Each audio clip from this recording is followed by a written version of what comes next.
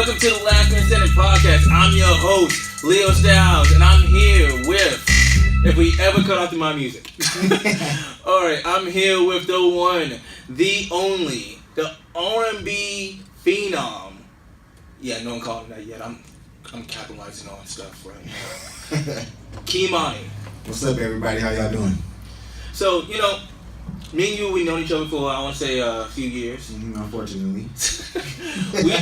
How we met is unfortunate. That's the problem. Right. That part. Like, we're not going to get to how we met. Most of the viewers that's watching this, hi, know how we met. Yeah. And, we've been friends ever since.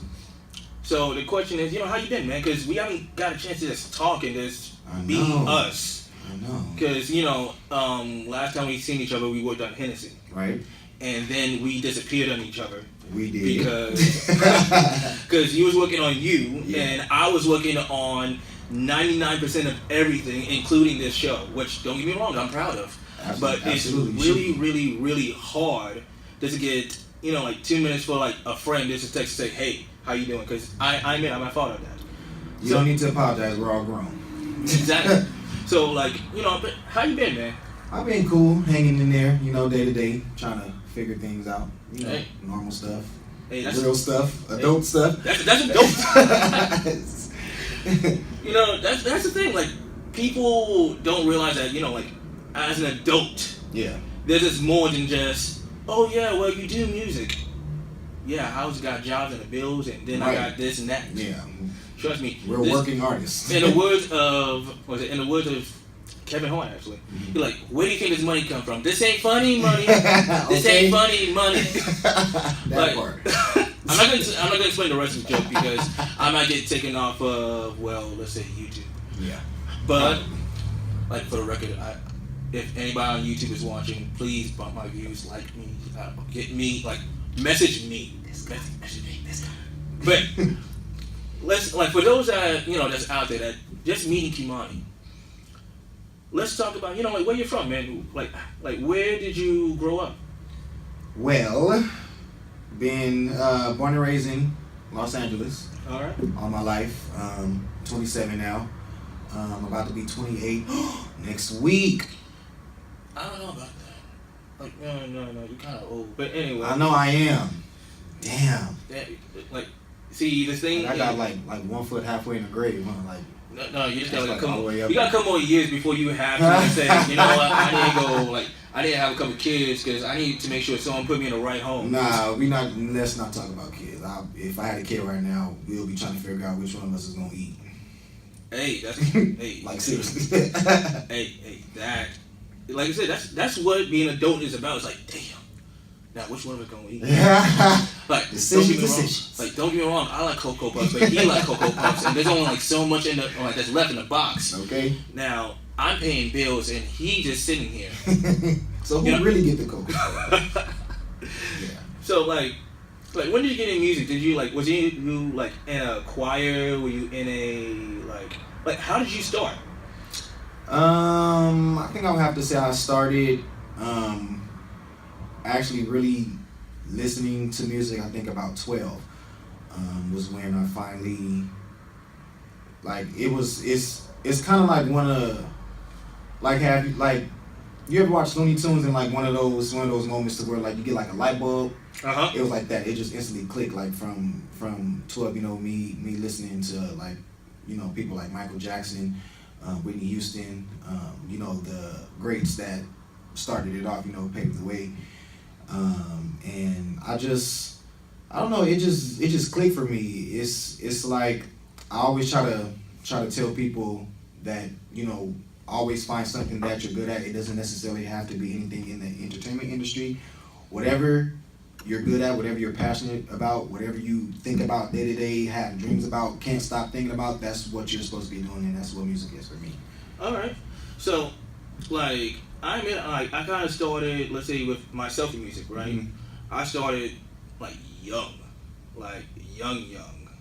I want to say, my earliest memory I had to deal with myself in the backseat of my mom's Hyundai. Mm-hmm. Not Honda, Hyundai. Hyundai. This is for the kids that don't understand the difference. Google it, you'll see. Right. And there was this one song. I want to say it was I don't know. Was it? It's something dealing with no. I remember now. It's Mr. Grimm. Are you high yet? Who? Mr. Grimm. Who is Mr. Grimm? See, for those at home that don't know, and as a hip hop fan, please forgive him because he's a pure R&B love. I'm sitting over here like, who? Mr. Grimm, Nate Dogg, and Warren G. They put together that song "Are You High Yet?" Okay. Are you high yet? That one? Never heard it. Damn you. Sorry. See, on the sad part, he probably has, but he just doesn't. Right. It doesn't Probably. click. Because, like I said, he's pure R&B. So that brings me to who seriously influenced you? Because are you sure we got enough time for that? We'll figure it out. This is my show. YouTube's gonna cut me off. Y'all got things on YouTube that y'all know y'all should cut off. Don't cut me off. But y'all know what I'm talking about. Right. Let's just say, all I'm gonna say is stop punching people things. Seriously, it's not funny. But back to what we're saying. Don't get in trouble. Who majorly influenced your style? That person, hands down, who I say over and over again to everybody, is Usher. If I'm going to tell you from the first song I've ever heard of him, I was hooked. What was the first song? You Got It Bad. See, now classic. See, now the interesting part is same album, 8701. Yes, that got me for Usher. This particular song is You Remind Me. That was your first one? That was my first one. Right when I heard that, I'm like, okay, cool. All right, and this is the weird part. Young Lionel had no idea what the whole influence of You Remind Me, because of course at that point in my life I never fell in love. Right. I loved let's say Power Rangers at that point. I didn't love no girl. Okay. Let's get something clear. There wasn't love back then, but it's just this feeling that when you listen to a track from that particular album, I'm not gonna say which other one that kind of helped me when I got older. I'm not saying a particular one unless she left it my way, but it's songs like that. It's man, I need that song. That's the what I just got out of a relationship. Mm-hmm. I need a song. That's it. Right. And I think You Got It Bad is actually my song now because I sing it so much. Shout outs to Usher though. When he watches this, that'd be cool. If he watches this, I'm gonna be honest. I'll be amazed and I'll be okay with that fifth viewer. No, but I mean to tell you I love that song so much. I sing that at every performance that I have. I feel weird not singing it. I have to. I kind of agree because I've seen you perform, mm-hmm. and you know. Yes, and you're a great performer. You are as an R&B singer, you're a great performer. I compare you to, let's say, a Tyrese. Mm-hmm. You're not just saying that because you know me? I'm not just saying that because basically you agreed to be a guest on my show.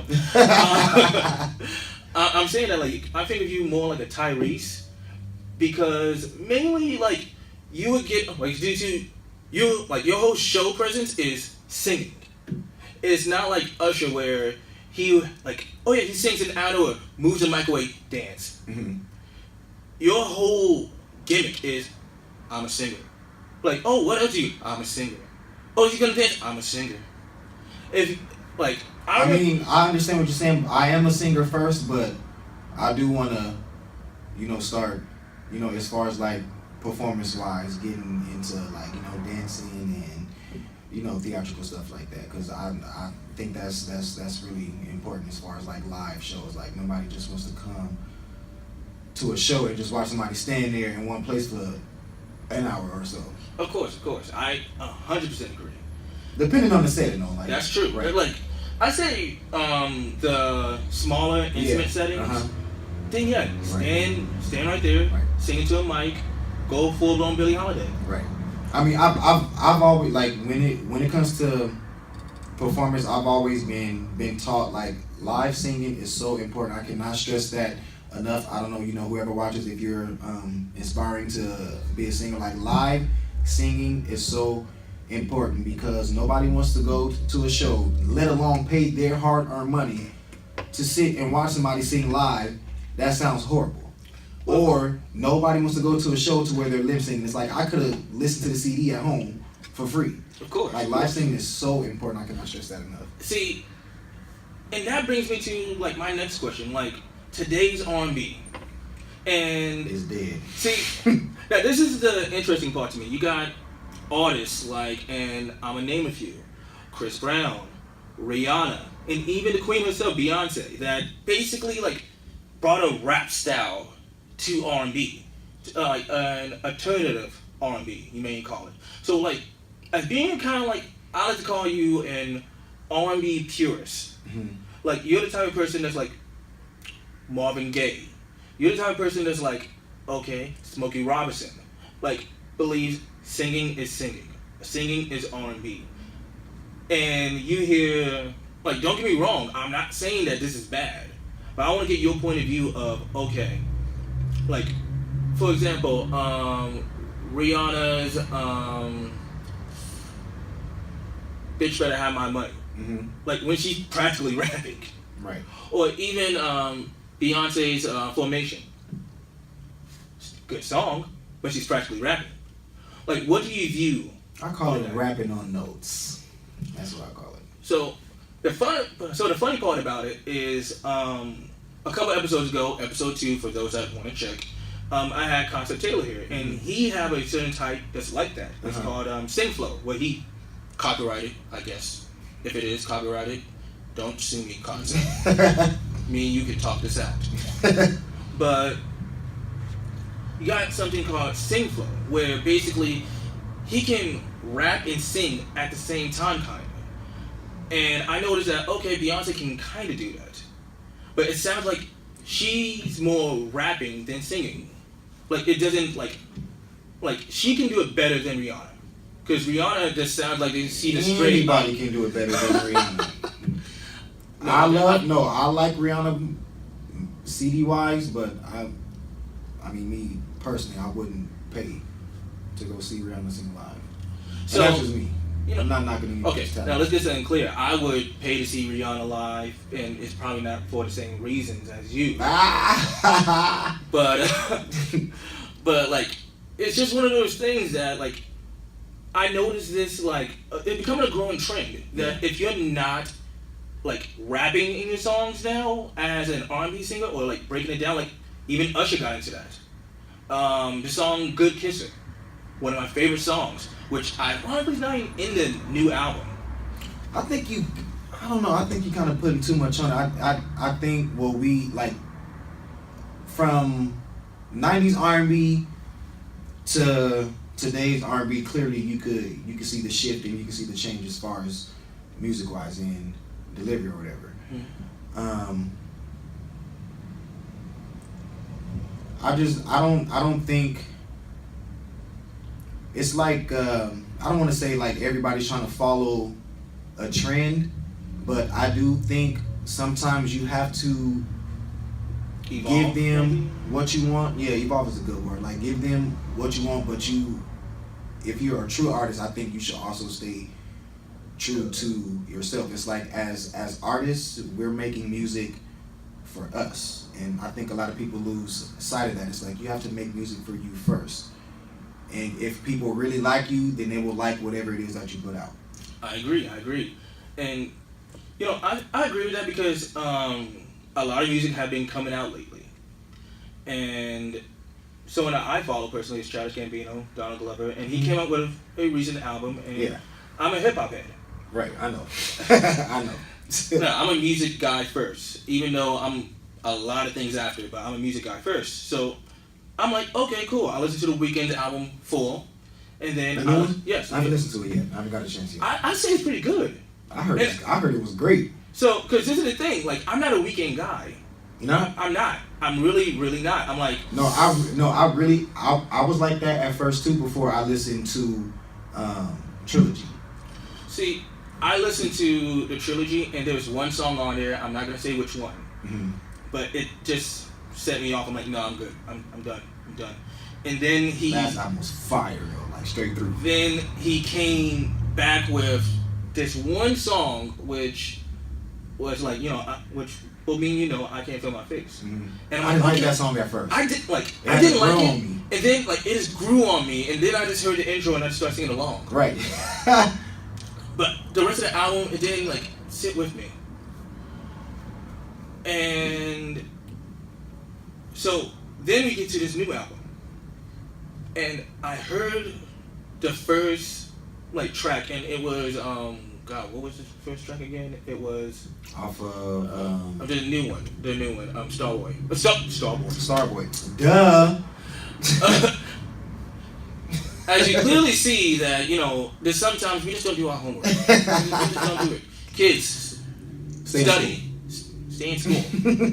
But, like, seriously, like, I hated it at first. I hated it. Did you? Yeah. And then... Hate is such an ugly word. Yeah, it is. Because what happened after is, like, there's a professional reason why I listen to it, and then there's a private reason why I listen to it. Private reason is I'm a fan of music. Professional, this show, like, sooner or later, I'm going to have to give a review about stuff. I want to run out of guests. If you want to be a guest, email me, comment below, Facebook. Y'all know who I am.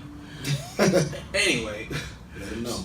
So, like, I listened to it and I'm like, man, I can't stand this song. And then, like, I listened to it again, I'm like, I can't stand this song.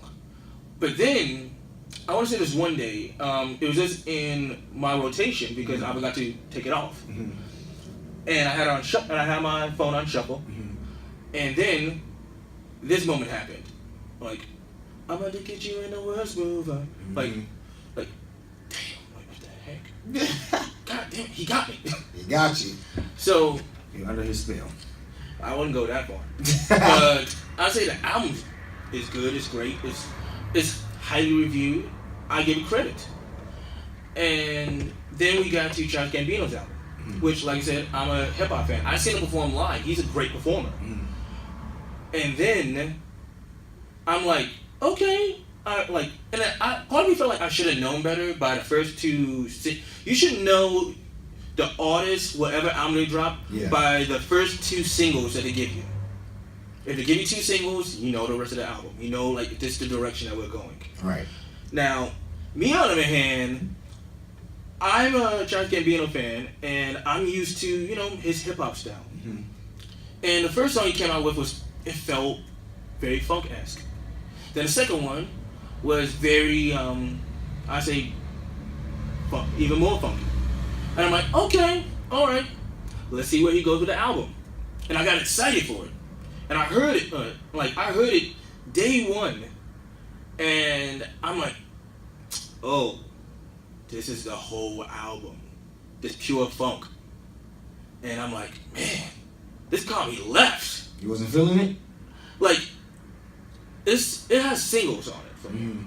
It doesn't have, it's not an album. It's not I wouldn't call it a record. That's it. Like, people forget that there's a difference between, like, album and record.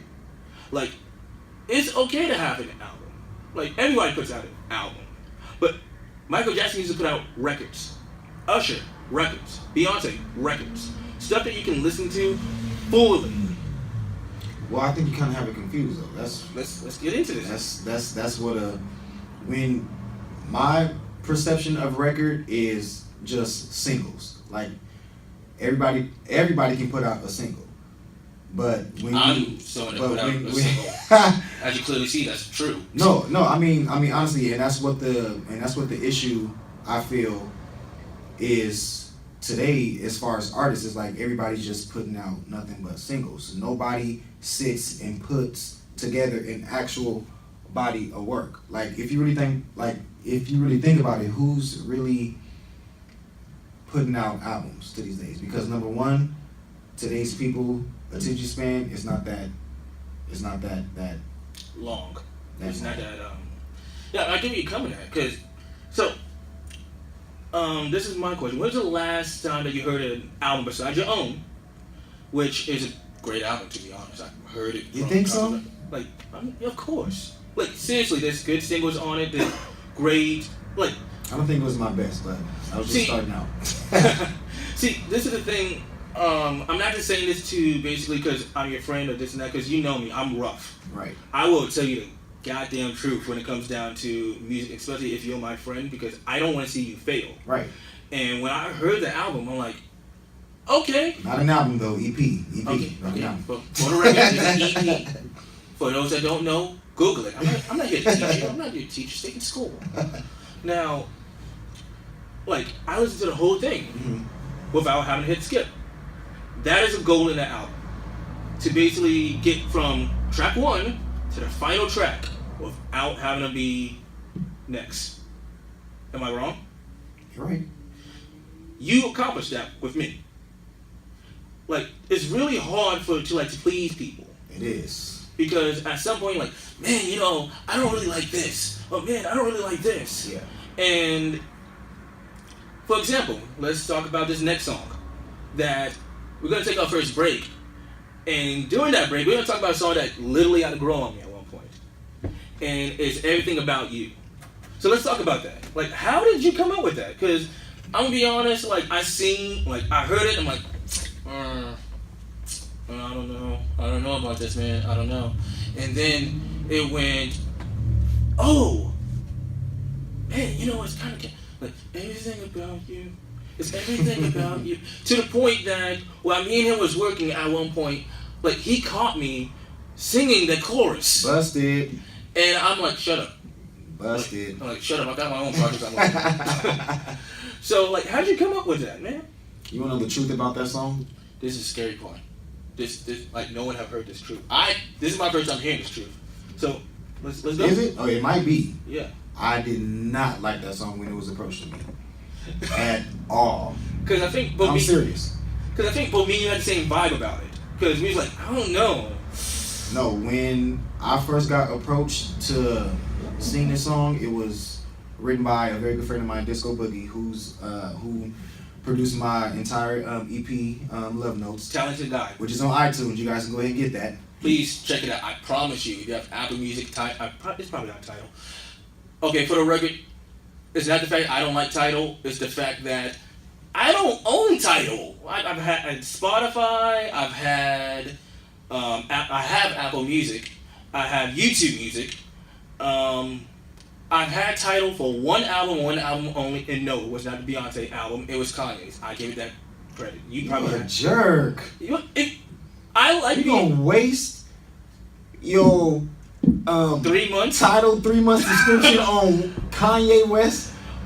Hey, look. Let me explain, okay?